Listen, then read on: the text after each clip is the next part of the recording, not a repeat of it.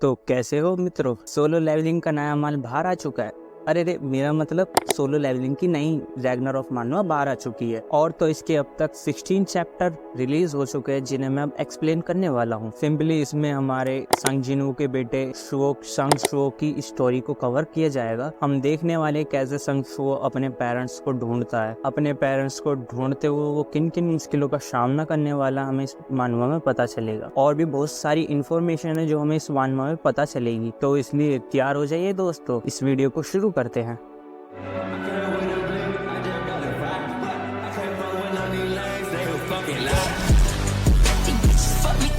मानवा शुरू होते ही हमें आउटर गॉड्स के बारे में बताया जाता है, जिन्हें हम एब्सोल्यूट बीइंग के नाम से भी जानते हैं। इन पावरफुल बीइंग्स ने एंशिएंट टाइम में काउंटलेस यूनिवर्स को क्रिएट किया था।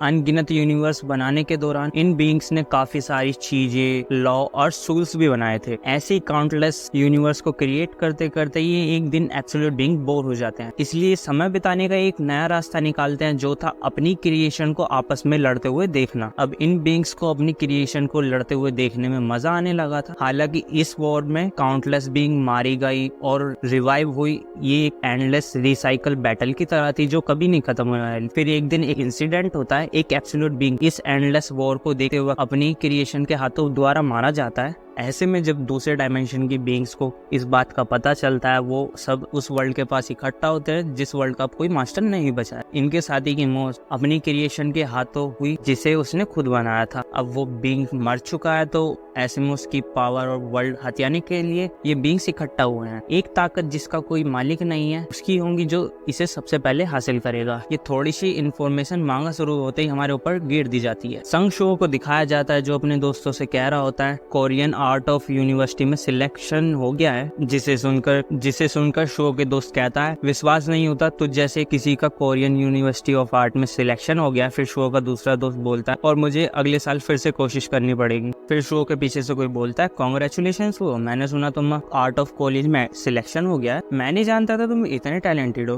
फिर शुओ कहता है किम सिंह चुल तुम फिर से, जिसके जवाब में सिंह चिनुल कहता है मेरा नाम सिंह चिनुल नहीं ली इंचुल है। फिर शुओ कहता है ओह अच्छा। सिंह ली इंचुल शुओ से कहता है मेरा स्कूल पर टेक ओवर करने का प्लान कम्प्लीटली फेल हो गया है। फिर शुओ अपने मन में कहता है ये इंसान इतान के साथ इतना क्रूअल कैसे हो सकता है, जो अपने पेरेंट्स के सिंपली गायब होने के बाद एक हैप्पी लाइफ जीने की कोशिश कर रहा है। फिर हम देखते हैं ली इंचुल शुओ पर अटैक करता है, जिसका जवाब शुओ अपनी इस किक से देता है। फिर शुओ कहता है हम ग्रेजुएशन से पहले थोड़े मजे क्यों नहीं कर लेते। फिर हम देखते हैं ली इंचुल कहता है ये क्या है, इससे तो चोट भी नहीं लगी। फिर वो शुओ पे पंच मारता है, जिसे शुओ डॉज करता है। फिर हम देखते हैं उसके पंच दीवार पे लगने की वजह से वहाँ पर गड्ढा हो गया है, जिसे देख के शुओ शॉक हो जाता है। फिर हमें 2 साल के गैप के बाद दिखाया जाता है संग शुओ अब सोफिमोरी कॉलेज में है। फिर हम देखते हैं शुओ के स्कूल में आज एक गेट अपीयर हुआ है। एक बंदा कह रहा होता है मेन बिल्डिंग की सारी क्लासें साइड वाली बिल्डिंग में शिफ्ट हो गई हैं, तो सब लोग उतर ही जाएं। हंटर अब भी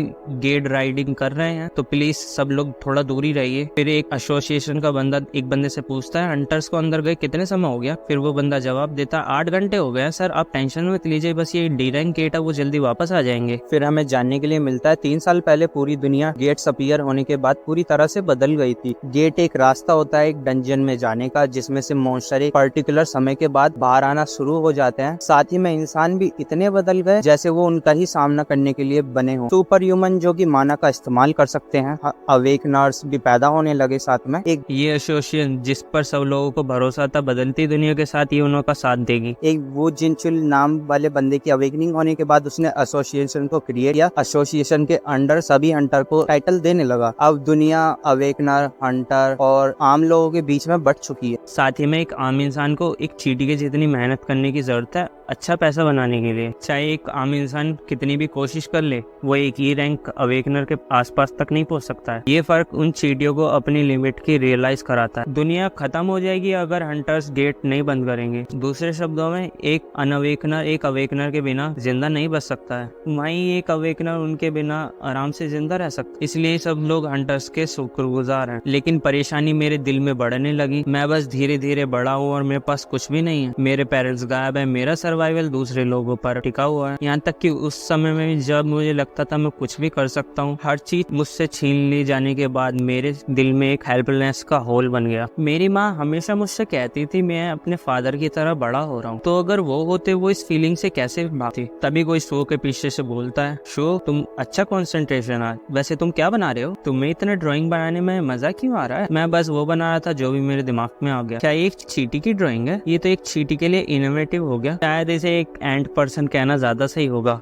हमें दिखाया जाता है हंटर्स डंजियन क्लियर करने के बाद डंजियन से बाहर आ रहे होते हैं। फिर हमें इनके लीडर का नाम पता चलता है जो कि किम जोंग शू है। किम जोंग शू कहता है डंजियन सक्सेसफुली गई, मेरे पास हंटर एसोसिएशन को रिपोर्ट करने के लिए कुछ है। आज हमारा सामने एक नए टाइप मॉन्स्टर से हुआ। वो एक ह्यूमन टाइप मॉन्स्टर थे जिन्हों के मुंह और आंखों से ब्लू फ्लेम निकल रही। उन्होंने अपनी क्लॉ और फैंग से हमला किया, लेकिन उनके हमले इतने ज्यादा ताकतवर नहीं। मुझे उनमें से एक ने चोट भी कर दिया, मैं भी ठीक हूँ, लेकिन वहाँ उनके जैसे ज्यादा नहीं थे। वो डेफिनेटली नए टाइप के मॉन्स्टर है जिन्हें हमने डंजियन अपीयर होने के बाद से नहीं देखा है। फिर हम देख पाते हैं जोंगशू नाम वाले हंटर को कुछ अचानक से होने लगता है। फिर वो अपने पास ही खड़े हुए एक इंसान के ऊपर हमला कर। फिर कोई तीसरा बंदा कहता है वो ब्लू फ्लेम, वो तो डंजियन के मॉन्स्टर की तरह ही है। फिर वो जिंगशो इस बंदे पर भी हमला कर देता है। फिर देखते हैं इन्फेक्टेड मॉन्स्टर जिसको भी बाइट कर रहे हैं वो मॉन्स्टर में कन्वर्ट हो रहा है। ऐसे में लोग इधर उधर भागना शुरू कर देते हैं। तभी कोई आर्ट क्लास से बाहर जाकर कहता है ये चल क्या रहा है, क्या वो आपस में लड़ रहे हैं। फिर एक बंदा कहता है उनकी आंखें चमक रही है, वो मॉन्स्टर्स हैं, प्लीज ये मत कहना डंजियन टूट चुका है। फिर एक बंदा कहता है तुम कर क्या रहे हो, हमें यहाँ से भागना पड़ेगा। नहीं, हमें यहाँ रुक कर हंटर का इंतजार करना चाहिए भागने के बजाय। फिर एक बंदा ताइलिम से बोलता है ताइलिम तुम कुछ करो, तुम एक हंटर हो। फिर ताइलिम कहता है नहीं, मैं सिर्फ एक ई रैंक हंटर हूँ। फिर हम देखते एक मॉन्स्टर बिल्डिंग की रूफ से उसी आर्ट रूम पर हमला करने वाला होता है, जिसे शो नोटिस कर लेता है। शो तब सभी लोगों से कहता है सब लोग भागो यहाँ से। फिर देखते वो मॉन्स्टर हमला कर देता है। फिर एक लड़की जल्दबाजी में नीचे गिर जाती है। वो कहती है मैं उठ नहीं पा रही हूँ, कोई मेरी मदद करो। शो उस लड़की से कहता है मैं हंटर्स को बुला कर लाता हूँ। फिर शो अपने मन में कहता है धत तेरी, मैंने सिर्फ उसे मरने के लिए छोड़ दिया, मैंने ये कहा ही क्यों। लेकिन सिर्फ मेरे जैसे एक आम इंसान भागने के अलावा और कुछ नहीं कर सकता है। कुछ नहीं बदलेगा अगर मैं कुछ ना करूँ और बहाने बनाता रहूँ, तो मैं कुछ करना होगा। सो कुछ भी डैड, अगर आप होते आप क्या करते। फिर ये मॉन्स्टर इस लड़की पर हमला करने वाला ही होता है। तभी इस मॉन्स्टर के मुंह पे शो इमरजेंसी फायर सिलेंडर देकर मारता है, जिससे मॉन्स्टर पीछे जाकर गिरता है। फिर शो कहता है अगर डैड आप होते डेफिनेटली आप ऐसा ही करते ना। फिर शो अपने मन में कहता है बहुत समय पहले मुझे एक सपना आता था, वो सपने एक गेम की तरह रिजेंबल करता था। हर फ्लोर पर ताकतवर हो रहे